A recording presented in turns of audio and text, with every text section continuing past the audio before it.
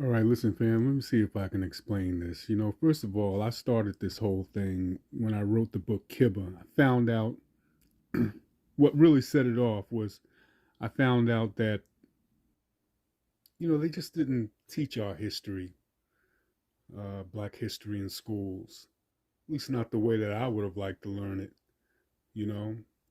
First of all, the first thing that set me off was the slave trade. And, we were taught a whole lot about Harriet Tubman and the Underground Railroad.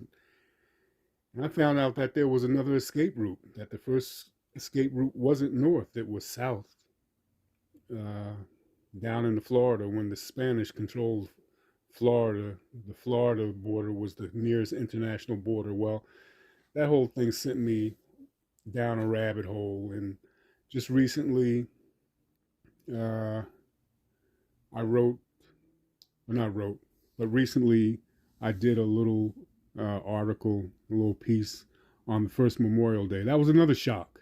I had no idea that black people had anything to do with Memorial Day. I never thought about Memorial Day. I mean, Memorial Day wasn't important to me. Memorial Day was about having a day off, a cookout, hanging out with friends. I had some friends that I cared about. They cared about Memorial Day, but I really didn't have any connection to Memorial Day. Okay.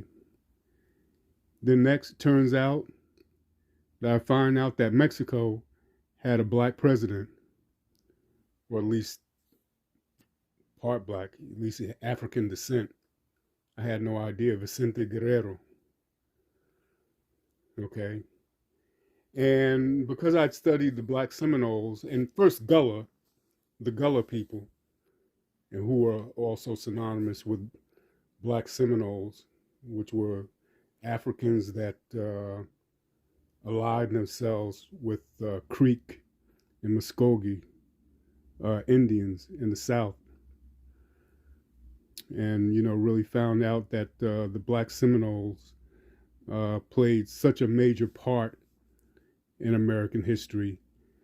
But there was a guy named John Horse, and I knew that John Horse because of the way that I was studying. I knew that John Horse had led a group of blacks into Mexico, trying to escape uh, the soldiers that were trying to re-enslave them. I knew that, but I made the connection between Vicente Guerrero and John Horse. I had no idea. And there's a group of Mexicans, even still to this day, that live in Mexico, like Afro Mexicans.